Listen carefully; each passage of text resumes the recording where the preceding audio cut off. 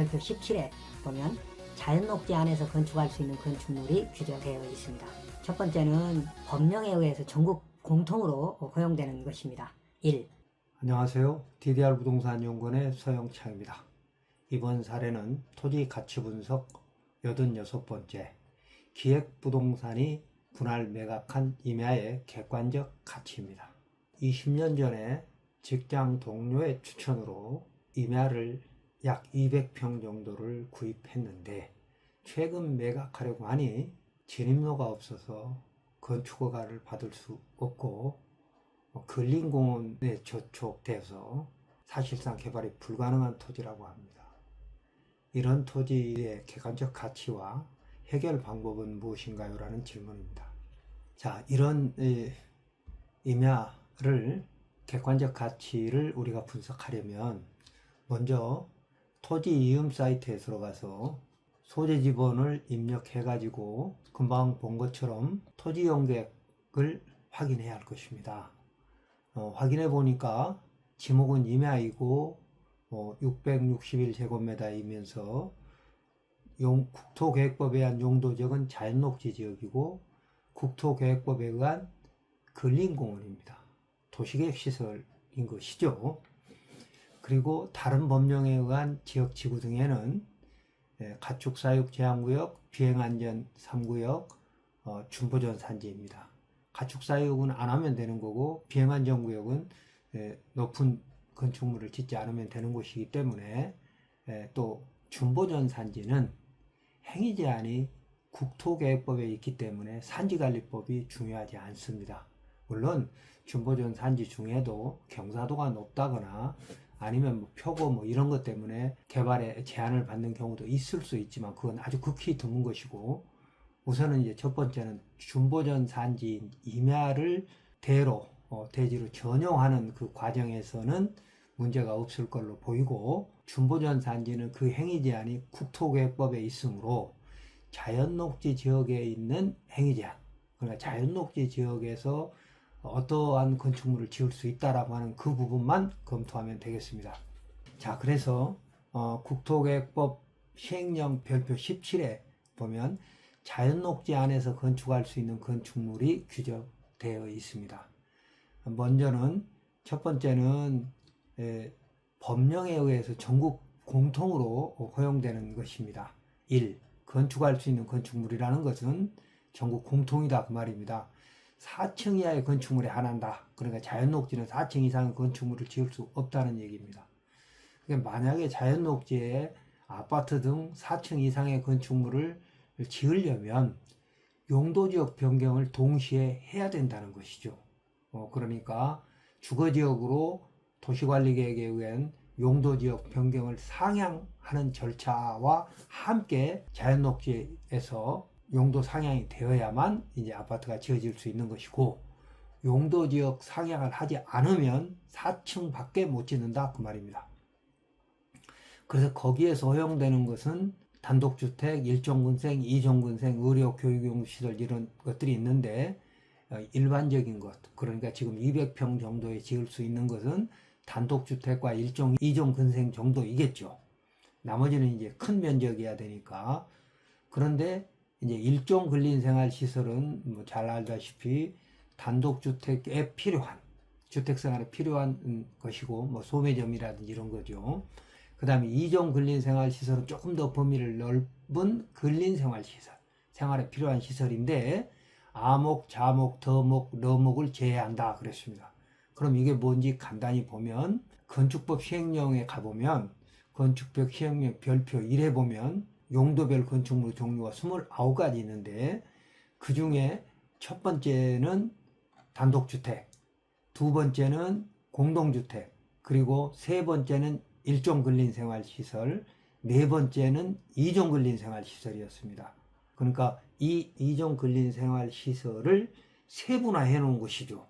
그래서 가나 다라가 있는데 아까 아목이었잖아요. 아목. 휴게 음식점, 제과점 등은 허가가 안 된다 하는 것이고, 자목은 일반 음식점도 안 된다는 거고요. 그 다음에 아까 더와 러가 있는데 더는 단란주점이 안 되고 안마 시술소도 안 된다는 것이었습니다. 그래서 국토계획법의 자연녹지에는 이런 정도의 시설이 전국 공통으로 허용되고, 그 다음에 이제 도시군 계획조례에 의해서 지자체마다 지자체 형편에 따라서 허용할 수도 있고 허용할 수 없는 종류를 정해놨습니다. 법령에서 정해가지고 지자체가 선택하라 이거죠. 지자체 형편에 따라서. 그래서 아파트를 제외한 공동주택은 지자체 조례로 결정을 해라. 그러니까 다세대 주택이라든지 그런 공동주택, 아파트는 이제 5층 이상이니까 안 되는 거고요. 4층 이하인 공동주택은 조례로 결정해라는 얘기고요. 그 다음에 이제 아까 안 된다고 했던 아목, 자목, 휴게 음식점, 일반 음식점이었죠. 이런 것들은 지자체에서 알아서 결정해라. 그러니까 우리는 자연녹지니까 그냥 자연녹지 행위자만 보면 안 되겠죠. 도시계획 조례까지 봐야 된다는 겁니다.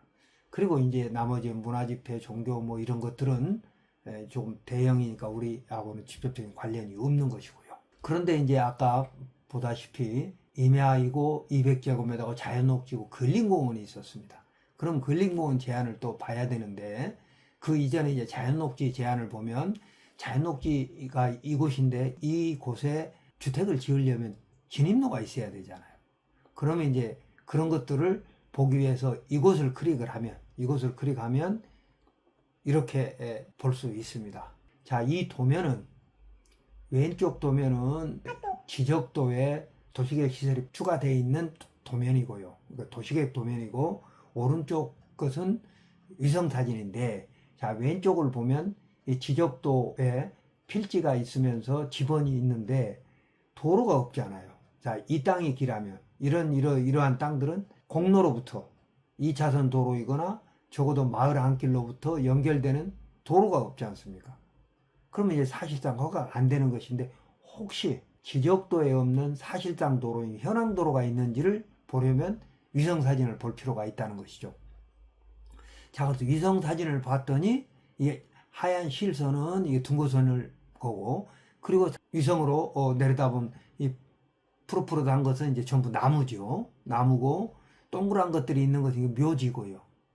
도로가 없지 않습니까? 그래서 사실상 도로도 없기 때문에 여기는 단독 개발이 안 되는 완전한 맹지이고, 이 맹지를 탈출하기 위해서 주변 토지 소유자를 상대로 소송을 한다는 것도 사실상 어리석은 일입니다. 왜? 가까이에 공로가 없지 않습니까? 마을 안길이나 건축법 도로가 없잖아요. 가까운데. 그렇기 때문에 자력으로 맹지를 탈출해서 여기다 건물을 지을 수는 없다. 그런데 다행스럽게 여기가 근린공원입니다.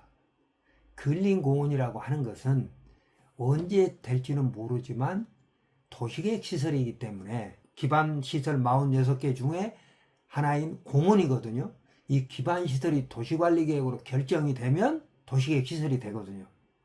그래서 지금 이 근린공원으로 결정이 되어 있는 곳인데, 이곳이 언제 집행되는지, 다행히 여기를 봤더니 이미 이 근린공원 사업이 진행되고 있다고 지자체에서 고시되어 있어요. 이 인근에. 그렇기 때문에 지자체에 질의를 해서 어떤 사업 주체는 누구이고 언제 어떻게 어디까지 어느 면적, 이 넓은 공원을 다 개발하는 건지 아니면 뭐 부분 개발해 가는 건지, 이런 것들에 대해서는 도시과 또 그리고 공원과에 질문을 해서 판단을 해볼 필요가 있습니다. 자, 그렇다면 이제 근린공원에 대한 제한을 보게 되면, 근린공원은 도시계획 시설의 하나, 기반시설의 하나로서 도시관리계획에서 결정이 돼서 도시계획 시설의 하나인 건 맞지만 예산이 없으면 집행을 못 하거든요. 그러면 이제 근린공원으로서 규제만 있을 뿐, 그러니까 진입로가 있어도 근린공원이기 때문에 사용을 못 합니다. 개발을 못 한다는 거죠. 그래서 그런 내용들은 도시공원 및 녹지에 관한 법률, 약칭 공원녹지법에 규정되어 있는데, 공원녹지법에서 만약에 이런 도시공원을 다른 용도로 사용을 하려면 점용 허가를 받도록 돼 있는데, 그러니까 그건 내 토지라 하더라도 그렇다 이겁니다. 도시공원에서는 점용 허가를 받아야 된다. 그런데 사실은 조명이 안 되는 것이죠. 왜냐하면 도시계획 시설로 결정이 돼 있기 때문에 말입니다. 공원시설 외의 시설, 건축물, 공작물을 설치하거나 토지 형질 변경을 하는 등에는 허가를 받으라고 돼 있는데, 조명 허가를, 이게 도시계획 시설로 결정이 됐으니까 일반의 개발이 안 되는 거죠. 그래서 지금 이 사업을 진행하고 있는, 그러니까 사업을 인정해서 고시한 지자체에 이제 질의를 해보면 이제 구체적인 내용을 알 수 있는데, 21조에 보면 도시공원 부지의 개발행위 등에 대한 특례라는 게 있습니다. 민간공원 추진자가, 그러니까 민간공원을 추진하는 자가 그 민간공원 면적의 70% 이상을 기부 체납을 하면 나머지 30%에는 공원시설이 아닌 비공원시설을 설치할 수 있다고 되어 있습니다. 비공원시설이라고 하면 녹지지역, 주거지역, 상업지역에서 설치가 허용되는 시설을 말한다라고 되어 있습니다. 그러니까 주거지역에서 허용되는 것이 대표적인 게 아파트잖아요. 그리고 수익성도 제일 높고요. 그 다음에 상업지역에서 할 수 있는 것들을 상업성 건축물을 지을 수가 있기 때문에 공원, 도시공원, 아까 근린공원의 약 70%를 기부를 하고 나머지 30%에다가 자기가 원하는 수익성 건물을 지을 수 있다는 겁니다. 그래서 지금 이런 공원, 민간 사업자가 공원 사업을 추진하는 것인지 아니면 사업 지자체가 근린공원을 직접 개발하는 건지 또는 뭐 국가가 개발하는지 이런 것들을 이제 확인해 볼 필요가 있다는 것이죠. 그래서 근린공원에서 할 수 있는 것들을 간단히 본다면, 자, 근린공원에는 10만 제곱미터 이상의 근린공원에는 수목원을 할 수 있다고 되어 있습니다. 그리고 100만 제곱미터 이상의 근린공원에는 승마장을 할 수 있고 또 체육공원에도 승마장을 할 수 있다고 되어 있죠. 그러니까 100만 제곱미터 이상이면 승마장도 할 수 있는 거고 30만 제곱미터 이상의 근린공원에는 골프장을 할 수 있다고 되어 있고요. 10만 제곱미터에는 골프 연습장도 할 수 있다고 되어 있습니다. 자, 그래서 도시공원 10만 제곱미터 이상의 근린공원에는 동물 놀이터도 할 수 있고 뭐 여러 가지 뭐 체육시설이라든지 뭐 이런 것들을 할 수 있기 때문에 그걸 수익사업으로 판단을 한다면, 그러니까 대표적인 게 이제 아파트를 짓는 것이지만 아파트를 짓는 것 외에도 상가 건물을 지어서 상업용 건물을 지어서 분양을 해가지고 수익을 내려고 한다거나 그 외에 또 이제 아까 뭐 수목원이라든지 아니면 운동시설들을 만들어서 수익을 낼 수 있다라고, 또는 그런 것이 필요한 기업체에서는 민간 공원 추진자가 돼서 이제 개발을 하면서 지금 이 근린공원 부지를 수용을 하게 되죠. 물론 협의 취득해서 그 다음에 안 되면 이제 재개를 통해서 하게 되는데, 자, 그래서 이런 경우에는 도시공원 전체 면적이 5만 제곱미터 이상일 것. 그러니까 앞서 봤던 지금 10만 제곱미터 근린생활에 동물 놀이터를 할 수 있고 30만 제곱미터 이상에는 뭘 할 수 있고 100만 제곱미터 이상에는 승마장도 할 수 있고 뭐 이런 것들이 다 해당될 수 있는 것이죠. 10만 제곱미터 이상에는 수목원도 할 수 있고 말입니다. 물론 5만 제곱미터 이상에다가 아파트를 지을 수 있다라고 하니까 이제 대부분의 민간 사업자는 이제 아파트를 짓죠. 그래서 그런 것들은 도시과에 또는 뭐 공원과에 확인해 가지고 진행되는 상황에 따라서 내 토지가 언제쯤 그런 사업 시행자한테 수용당할 수 있구나 라는 것을 알게 되면 그때 이제 보상을 받을 수 있을 겁니다.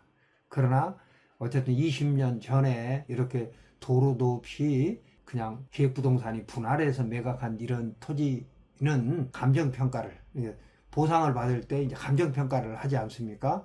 감정가도 그리 높지는 않을 것이기 때문에 어쨌든 이런 토지를 당초에 객관적 분석 없이 취득한 것은 큰 실수이고요. 그러나 지금 단독 개발이 안 되기 때문에 뭐 전혀 사용할 수도 없고, 사용할 수 없기 때문에 누구한테 지금 팔 수도 없고 또 살 사람조차도 없는 물건이거든요. 자, 그래서 현재 가치는 거의 제로에 가깝지만 다행히 근린공원 사업이 진행되고 있기 때문에 근린공원 사업 시행자의 사업 진행 절차나 그리고 수용 보상에 대해서 알아본다면 그래도 수년 후에 내가 최소한의 보상을 받을 수 있다는 희망은 가질 수 있을 겁니다. 자, 그래서 이런 것에 대해서 더 공부하시고 싶으시면 저희 DDR 네이버 카페에 들어오셔가지고 여러 가지 자료나 대부분 판례 등이 있으니까 주로 이제 명기 탈출하고 인허가 관련입니다만 그 외에도 많은 부동산 관련 정보가 십수년 동안 여기에 들어있기 때문에 여러분이 여기 들어와서 공부도 하시고 또 일정 자격이 되면 질문도 하셔가지고 실력을 갖추어야 할 것입니다. 물론 어려우면 제 책을 보고 건축가도로, 현황도로, 부동산 공법 무작정 따라하기 책을 보고 공부도 해야 할 것이고 또 시간 관계상 또는 뭐 너무 어려웠다면 이제 유료 상담도 신청해 볼 수도 있으나 이곳에 이제 무료 상담을 할 수도 있거든요. 그래서 토지의 객관적 가치를 알기 위해서는 인허가 가능성에 대해서 즉 토지의 내재 가치인 인허가 가치에 대해서 정확히 알아야만이 우리가 토지의 객관적 가치를 알 수 있거든요. 도시 지역에 있는 아파트나 또 뭐 상가 건물 이런 것들은 객관적 가치를 평가하는데 뭐 그리 어렵지 않습니다. 뭐 주변에 거래된 사례로 매매 사례 비교해 볼 수도 있지만 또 전문가인 감정평가사들이 뭐 원가조달법이라든지 아니면 수익분석법으로 객관적 가치를 평가해 줄 수 있고 또 아파트 경우에는 뭐 일주일 간격으로 계속해서 거래된 사례가 이렇게 올라오기 때문에 우리가 객관적 가치를 찾을 수 있지만 비도시 지역에 있는 토지나 도시 지역이라도 녹지 지역에 있는 토지는 워낙 수요보다 공급이 많기 때문에 객관적 가치를 알 수도 없을 뿐만 아니라 객관적 가치를 평가할 수 있는 기준들이 또 워낙 많습니다. 뭐 향도 있고 토질도 있고 뭐 나무 상태도 있고 인허가 뭐 이런 것들에 따라서 가치가 달라지기 때문에 비도시 지역의 토지의 가치는 정말 찾기 어렵다. 그래서 여러분이 공부를 좀 많이 해야 된다는 생각을 갖고 또 필요하시면 저희 그 유튜브 멤버십에 들어와서 전문용 영상을 들어보시기 바랍니다.